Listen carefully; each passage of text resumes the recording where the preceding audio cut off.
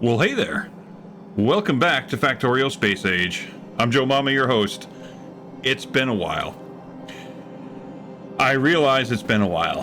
Haven't posted any videos for a while, but that does not mean I have not been, or that does not mean I have been sitting around. It does not mean I have not been trying to record.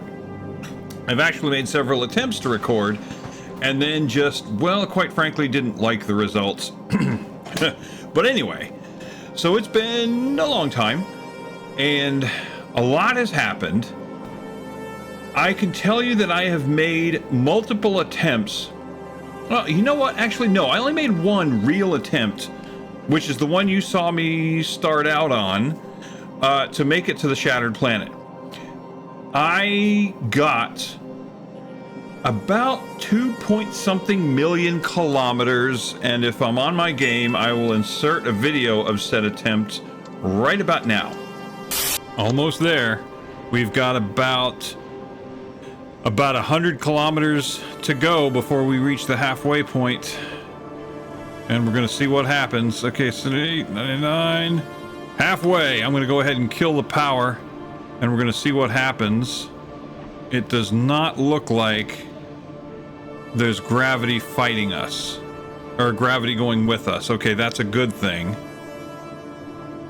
That's a good thing. Okay, I've turned the thrust back on.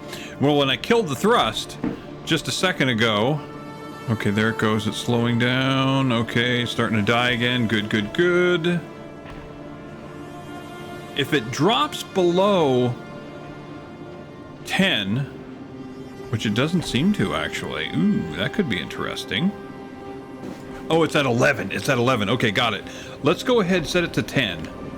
Right, I'm sitting here watching the numbers. I'm thinking, if it drops below 11, it's not even getting to 10. So let's go ahead and change it to 10. Okay, yeah, it drops. Okay, you know what? This is the ultimate test here. We'll see what happens. I'm going to go ahead and kill power altogether. We're just going to pause it, and we're going to watch what happens to the thrust. And it is still dropping. And if it drops below 0 and goes into the negative, we'll know exactly what's going on. Yep, it's going to go into the negative. Okay, that means we don't have gravity pulling us, and that's kind of a good thing, because that means going at 5 kilometers per second is an option on the way out there. All right, so I'm going to set this to 2 because we have to slowly ramp up the speed. And then automatic. Okay, that'll ramp up the speed, and we're going to, like I said, we're going to go to 2. And the reason I'm saying 2 is because we're going to overshoot, and I don't want to overshoot by much, because when you pause thrust, you're actually giving the engines plenty of time to fill up. Like right now we're at 2, but it's going all the way up to 8. Okay, because it had all that extra fuel inside of it. Now once it goes through a few cycles of on and off, you're going to see that the thruster fuel is going to stay at a very low level. So it's not going to have time to get much into the chamber before it burns it all out again. So okay, so now we've gotten to that point. Okay, I'm watching the thruster fuel level. As long as it stays low, the lower it stays, the lower the internal amount, the internal storage stays, then the quicker response we'll have when the pump turns on and off. Okay, so let's go ahead. Now that we've gotten past the initial gulp of fuel, we'll go ahead and ramp the speed up. And V. Let's ramp it up to 11 where it's been. Actually, you know what? This is a good time to change it to 10. Okay. No, this is good. This is good because as we progress, as we get into thicker and thicker asteroid fields, it'll be nice to have the option of setting it to a speed below 10. We wouldn't have that option if gravity were pulling us toward this so-called shattered planet. So apparently the gravity well isn't coherent enough to affect us. That's not to say it won't later on, but the previous pattern of when you go in between planets, you fight the planet's gravity for the first half, and then you enjoy a benefit of the destination planet's gravity on the second half. We don't get that this time, and again, that is a good thing. Well, not long after that clip was recorded, I would say less than an hour, maybe a half hour, I started to notice that my molten iron was starting to drop. And as I had mentioned, when you go into the when you go toward the shattered planet and you run into, whereabouts is it? Right about here. When you're, I got to about here, I would say, and notice how the number of Prometheum asteroids is like skyrocketing, and it's just going way, way up. And as I may have said before, I know I said it at one time, I just don't know that I recorded it or posted the video, was that Prometheum asteroids for this application, for going to the shattered planet, are nothing but ammunition sponges. They're meant to waste your ammunition. That's their sole purpose, I think, is just to make you shoot at stuff that you can't use, because the Prometheum asteroids have no use. And you can just see that it starts to skyrocket. And as I fear, everything looked good at the 2 million kilometer mark, but as I got up toward, I'd say about 2.2 million, I think, I started noticing that I was not keeping up. I was not finding asteroids or sufficient iron asteroids to keep up with what was going on. And so seeing that, I realized it was time to turn around. And that's what I did. So I brought the Axiom in for a complete redesign. And again, if I'm on my game, I will insert a clip of that redesign right here. All right, let's go to map. All right, so Axiom, let's take a look at the Axiom.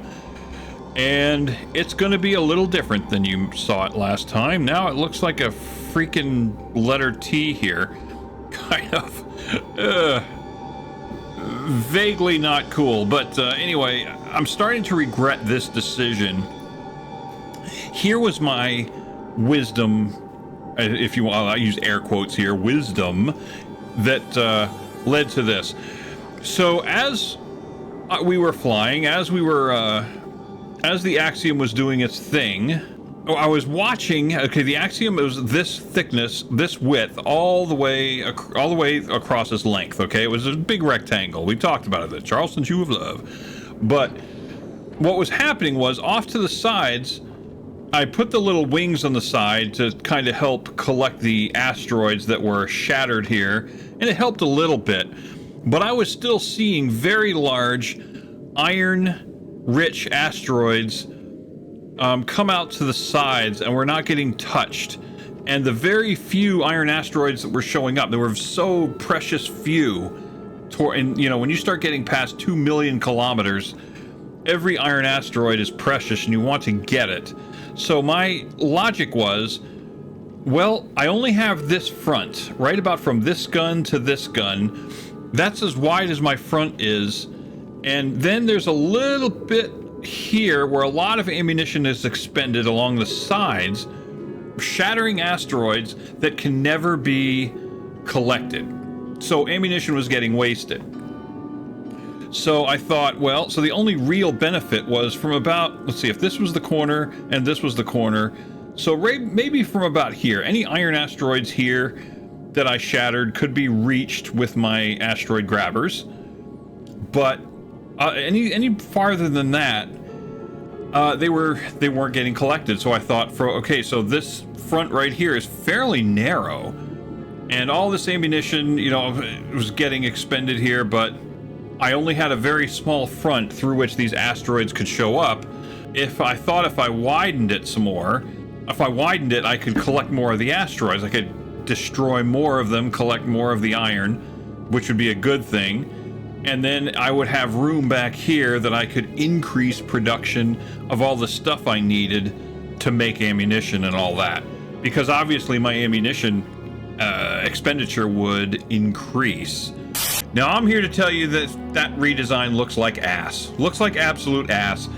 And it absolutely was, because I started to make another attempt, like just sort of a test. I knew full well I was going to turn back no matter what, but I started to make a test into the asteroid field, and I noticed probably about 400,000 or 500,000 kilometers in that my power wasn't keeping up, because I had such a wide front on the front of the ship that I was expending 2-3 times the amount of ammunition, the amount of lasers. It was a stupid idea.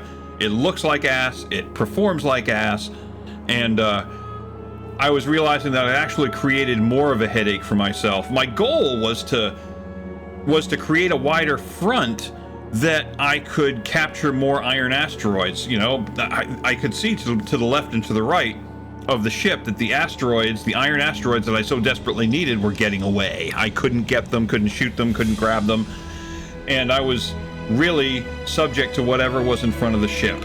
So I decided to widen the ship, and it looked stupid, it performed stupidly, it was a bad idea. I even knew before I launched it was probably going to be a bad idea. Okay, but let me show you the latest redesign. So here we are, and the ship is now sitting at the solar system's edge. It's a little bit wider than it was before that grotesque redesign, but not much wider. And I've increased the density of lasers and whatnot on the front of the ship. I have lengthened it to make room for some more iron processing. And also I wanted to give myself some room so that if any changes need to be made, I had a corridor that I could run belts through. I had more room to shuffle things around. I could even put more, what do you call them? I could put more beacons into place. Now that is one thing I started to do that I think is a good idea, and I'm going to stick with it. I think it is the key to this, is I used beacons, and I also used and leaned into the productivity modules. As you can see, I've got some put into these foundries right now, along with a speed module. But the productivity modules are huge. So if I put my cursor over this, I can see that I'm getting a productivity of almost 100%, 98% productivity on this, which means this bonus bar right here, the bonus production, will fill almost every time I fill the regular standard bar. So basically, I'm getting, for the same amount of materials, I'm getting double the product. And what's best about that, what's even better about that, I should say, is that, now that's the molten iron. Okay, so I've also set up the productivity modules in the grinders, in the crushers. So I'm getting a little bit of bonus productivity, or it says right there, about 59% of bonus productivity in some of these. Let's see, I notice the quality of the productivity modules. This is a epic quality productivity 3. It's giving me 59% productivity bonus. The rare is giving me 56%. I don't think it goes down to 0. I'm not quite sure why. I think it has some inherent bonus productivity in it as it is, but with the epic quality, it shoots it up to 59%, which means I crush 2 asteroids and I get product as if I crushed 3. Does that make sense? Like if it's a 50% bonus, so I'm a little more than that.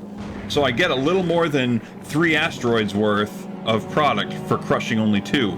Now, when you couple that with the extra productivity in the molten iron smelters, so now a single asteroid, you know what? I'm going to sit here and I'm going to do the math. Let's think on that for a second. So we know we're getting 59% productivity from this crusher. So if one asteroid comes in here, we get a 59% bonus, and then it comes into this the molten iron, or the iron ore comes to here, becomes molten iron, it gets a bonus. And then it goes to, let's say the foundries here that create the iron plates. Now I've got productivity bonuses going on here as well. Right here is 82%. Okay. Or this one right here is 85%. Let's go with that. So we're gonna compound the bonuses here, if I'm doing my math correctly. So one asteroid comes in here, goes into this crusher. This crusher has a 59% productivity, so we're gonna break out the calculator here and try to work that out. It's a 59% bonus, so what that means is we're gonna do, one asteroid times 1.59. Of course, that equals 1.59. So we're getting 1.59 the product, and then we go and turn it into molten iron. Now the molten iron, the 1.59 goes here. Okay, so we multiply that times 1.98. So when we go into one asteroid has now become 3.148. So we've multiplied one asteroid by pi, just about. 3.14, that's 82 times the product of a single asteroid. So now we go from here, so 3.14 times, what did we say the bonus was over? We'll pick one here that's got a fairly decent bonus. Right here, this one here, 85%. So times 1.85, 5.82417. Anyway, so there you go. One asteroid gives us almost, with these 3 layers of productivity bonuses, one asteroid gives us the product of 6 asteroids. You see where I'm going with that? And there's no amount of speed bonus that we can throw on this that's going to give us that, really. I mean, I guess we could, but we don't need speed. What we really need is product, because when we get into the depths of the asteroid field on the way to the shattered planet, how fast it produces iron isn't as big a deal as how much it produces from a single asteroid. So we could get 6 times the amount with just what we've got right here. And so 6 times the iron plates. That's what it boils down to. 6 times the iron plates from a single asteroid. Now from there, the iron plates go into ammunition, ammunition magazines, they go into rockets, they go into, well, some of it becomes steel. Some of the molten iron becomes steel and goes into these into the railgun rounds. And there again, if we were to look at the molten iron, where are we at? Let's see, molten iron going into the steel. What's the production for the steel? Oh wow, in that case it's about 128%. So let's do the math on that. Everything else would remain the same except the 1.85. So what we're looking at there is 228, or 2.28, and that gives us 7.18 times the steel. So what I'm trying to get, and all this is to say, is that by leaning into these productivity modules and using them shrewdly, you can drastically increase the amount of iron you get from a single asteroid, and that's kind of what we need to happen. That way we can make sure our stores stay full. So anyway, I wanted to give you an update to say that is what is going on right now. And I think, let's see, what else have we got? I said I've been experimenting with quality modules as well. Let's go back to Novice for a second. And now I've been, let's see, I told you I was doing quality module 3s and trying to make them with legendary quality, and I've made a bunch of them, and by doing that I have drastically increased the rate. Let's see, let's go to Fulgore for a second. Okay, I've drastically increased the rate that I can produce legendary holmium plates, and that in turn, by creating holmium plates of legendary quality, by making them faster, I have increased the rate at which I can make those legendary quality 3 modules. So that, and then I can start putting them in other applications. I just haven't found a whole lot of uses for them yet. Right now I've been putting in some basic, I've been putting it into the production of some basic stuff that I need. Let's see, like iron, well, I'm making iron plates, obviously, of legendary quality. And I'm using production modules to increase the speed at which I can, or increase the quantity that I get out of one little bit of legendary ore. Also, let's see, I have been doing a couple things here. A couple experiments. So I've got Chip and Dale, I've got Huey, Dewey, and Louie. Now, and I think, let's see, I think I had a different arrangement of ships when, let's see, here's Louie right here. I think I had a different arrangement of ships back when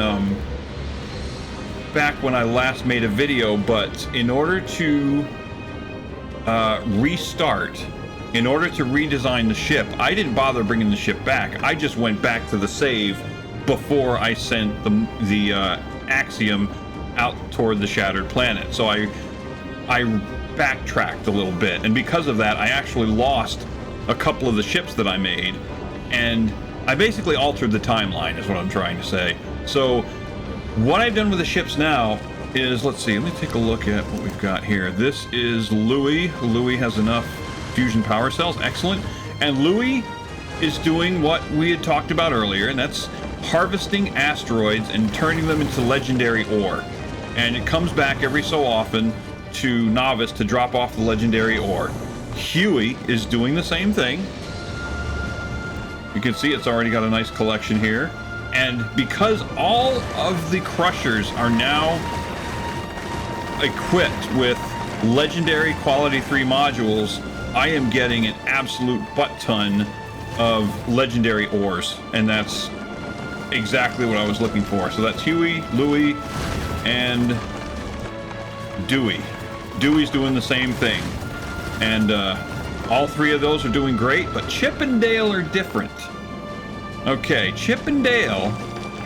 Oh wait, no. Okay, no. Okay, Chip is still doing this thing. So I should equip this one with the legendary quality 3 modules. Now, what about Dale? Dale is different. That's right. Dale is the one who's different. This guy, all he's doing, he's just experimenting with a concept. That concept is using asteroid harvesting for normal asteroid production.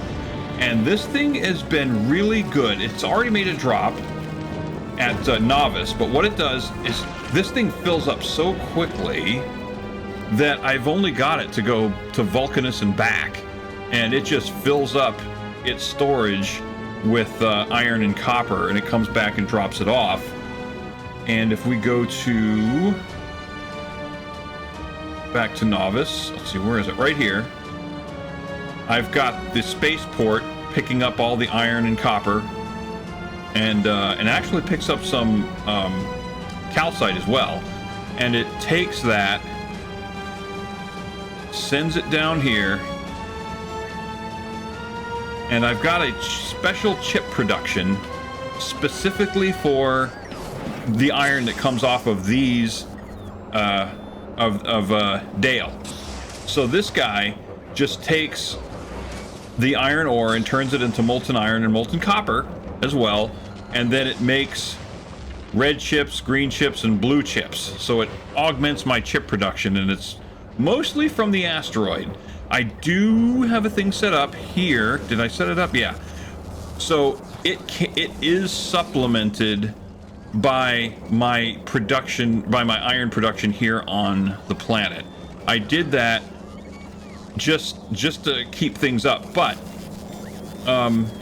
the primary, I've never used this feature before, but I've set up these splitters so that they take their primary, what's the word? Okay, input priority, that's it. Their input priority is the asteroids that have been harvested, the ore that came from the asteroids. The ore that comes from the planet it just supplements it. It tops it off. It's sort of a makeup circuit. But otherwise, all the primary ore comes from the asteroid. Everything that comes from the asteroid has priority, gets a fast track right to being used. And I have to say, that's most of it. That is it doesn't use very much of the ore on the planet at all. So I like the concept. I'm going to start using that in the future, using the harvesting ores from orbit. I like it. Okay, so here's another thing I did. I started production of artillery turrets. So I only need one, but using the legendary quality 3 modules, I'm starting to increase the quality of my artillery turrets, and I was able to find at least one. I got at least one that was of legendary quality, and with that, I'm starting to clear more space because I am actually going through ore on my planet pretty quickly. I'm starting to eat it up pretty quickly. So I set up these trains that go around to different posts and load up artillery turrets. I took the turret off that one because that was I was just started moving it around. I killed everything, every bug in every biter within range, which I love this feature here. Now we got this create artillery targeting remote. You don't actually have to create the remote and have it in your inventory, but you can but you still get remote control over it. And I just started nuking the hell out of the biters. By the way, I did install the artillery, the atomic artillery mod, and not ashamed of that. That was one that the only reason I hadn't installed it before was because they hadn't had a version that worked. This one works with the latest version of Factorio, so damn Skippy, that sucker's installed. Okay, let's try yeah, look at the range on these things. When you get turrets, artillery turrets of a higher quality, just like the other turrets, it increases the range. And can we launch one? Sure we can. So I'm gonna get one flying. There we go. Yep, there's one of my artillery. It is a epic quality. It's an epic quality. So if I wanted greater range, I could use a legendary quality, the one that I've got, and take this sucker out. Oosh. Oh, you know what? I should show you this. What have I got in my pocket? What does it have in its pockets? I've got a rare atomic bomb in my pocket. I've got a rocket in my pocket. So let's actually go down here. I've started doing that as well, increasing the quality of my nuclear weapons. And where are my nuclear weapons? I know they're out here somewhere. Oh yeah, over here. Okay, so I've set up this sorting system, and I've got one legendary nuke.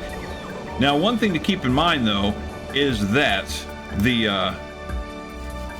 nuke does not increase in size. In other words, the spread doesn't change because you've got a higher quality nuke, but the damage done in that same normal spread is much greater. Like, I think if you take a look, let's see, what do we got here? Okay, so if we look at a normal nuke, okay, now take a look at the damage that a normal common nuke does. And if you notice, the damage changes with the area of effect. So at area of effect 3, the damage is 1,000 times 400, so 400,000 plus about 1,500 explosion. And then it kind of goes down from there. So yeah, 1,000 times 100, so that's 100,000. Yeah, okay, yep. And then the next one is 400 times, yeah. All right. So, but yeah, keep in mind that first number, that 400,000 plus 1,500 explosion. That's the common nuke. If we go to the legendary nuke, it has damage of 1,000 times 1,000, which is 1,000,000. So not 400,000, but 1,000,000 plus 3.8 thousand explosion. So the explosion is far more dangerous, deals far more damage, even if the area effect Like, it still says the area of effect is 35, which I think is the same area of effect of a common nuke, right? 35, yeah. So the area of effect hasn't changed, but the damage in that area most certainly has. So very cool there. So I'm thinking, let's go ahead. The Axiom, we're doing a shakedown cruise. This isn't going to be the actual cruise, but we're going to start doing a shakedown cruise. We're going to find out if all my belts are doing what they're supposed to do, and if I've got any gross design flaws in the way this thing is set up. I've increased production of bullets a little bit, bullets and rockets, and railgun rounds I did not. I did increase production of copper, or not copper, production of synthetic coal so that I could make more explosives. So I increased production of coal. All right, anything else? Any other big changes as we look at this thing? Nothing that I can see, but again, biggest thing, throw down a whole bunch of beacons and productivity modules. This really, I believe, is the way to go. I mean, when we go from getting the product of 1 asteroid into the product of 7, I mean, that's huge. Again, that's 3 stages of production. So I think, like, we're doing something similar with the processing of the carbon asteroids, which, let's see, we can turn those into the coal, into synthetic coal. We've got production increase there. We're doing the same thing with water and calcite, with ice. We're increasing productivity all around. So we're gonna, in the beginning, we're gonna have more product than we know what to do with. Well, we know what to do with it. We cast that stuff overboard, so that's what we're doing. All right, well, without further ado, let's go ahead and send this sucker on its first shakedown cruise toward the shattered planet. See how it flies. Oh, also, I finally got around to increasing the quality of our railguns. So I've got some rare quality, I've got a couple of uncommon quality railguns. That's the best I've gotten so far, but they have much better range. Here you can see I've got an uncommon and a rare side by side. You can see the shadows of the difference in range. You know, same here as well. You can see with those shadows just what the difference in range is. So that's very cool. I've got legendary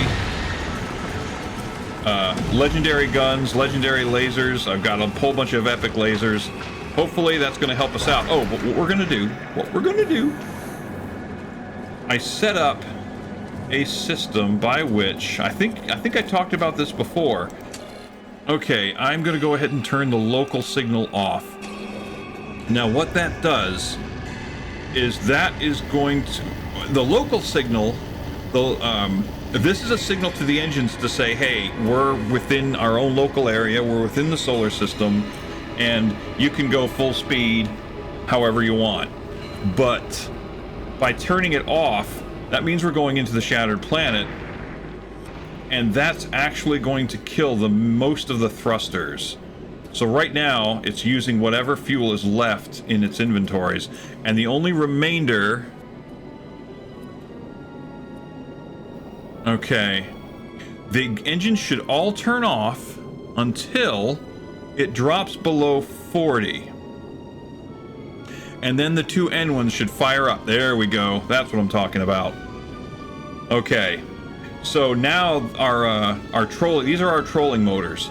These motors are the only motors that will function while we're in the heading toward the shattered planet. The only thing is the weight of the ship has changed. Instead of being I don't remember what it is before, but now it's 6,000 tons. So the 2 engines are gonna push it, I want to say close to 35, maybe. It should settle down. Whatever it settles at, that's our max speed. I can tweak it by firing up one of these other engines, putting them as turning it into a trolling motor, and it would give us a little extra speed, but I don't think we need it. 40 is plenty fast. What have I got the velocity set on right now? Let's see. It's set at 40. Okay, if I click on it, you can see right there, it's set at 40. And we're maxing out at 34.5. So really it doesn't do us much good to be at 40, but, you know, whatever. We can leave it there if we want. If we find that's too fast, we'll just lower it. Now, the way this works, I've got, let's see, 2 pumps feeding thruster fuel into these motors, okay, into these 2 motors. The pumps are in parallel. The reason for that is that I attach a pump in parallel that's attached to what I call the L, the local signal that says, hey, don't worry about speed, you can go as fast as you want, you know, asteroids aren't a danger, you can go full speed, you can take care of it.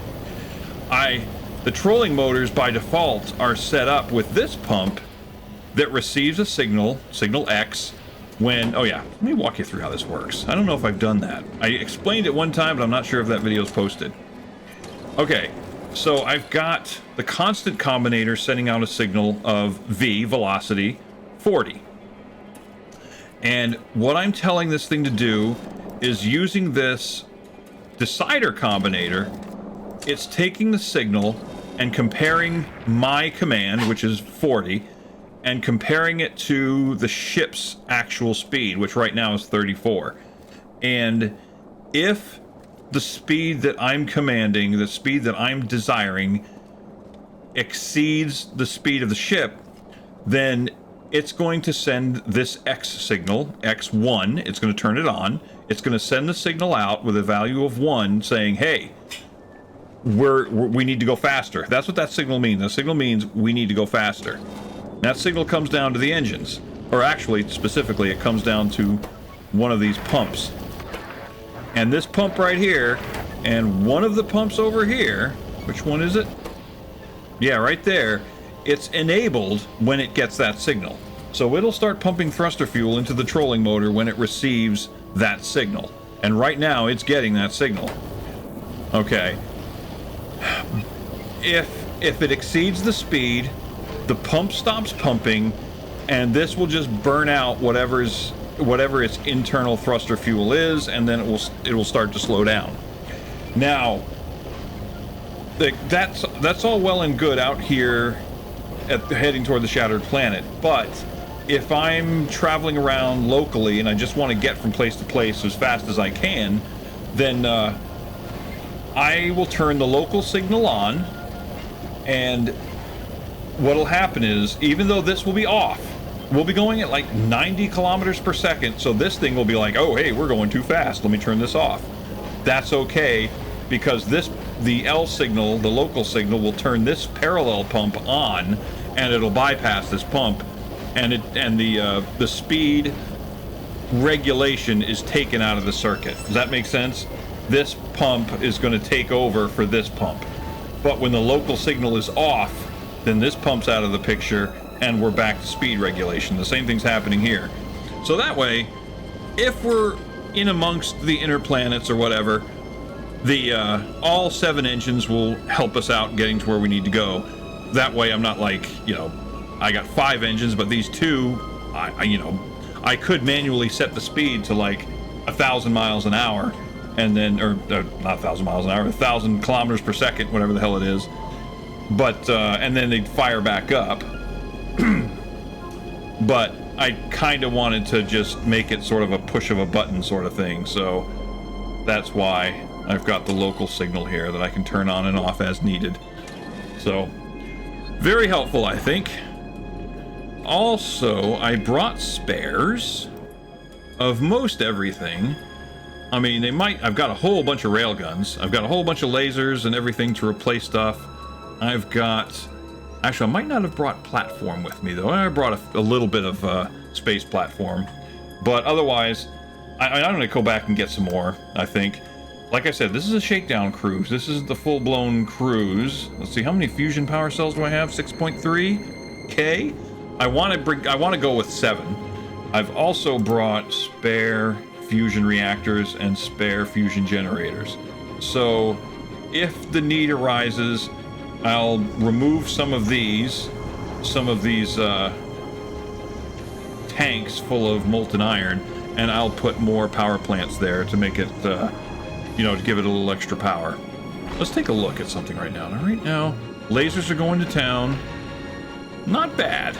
Not bad.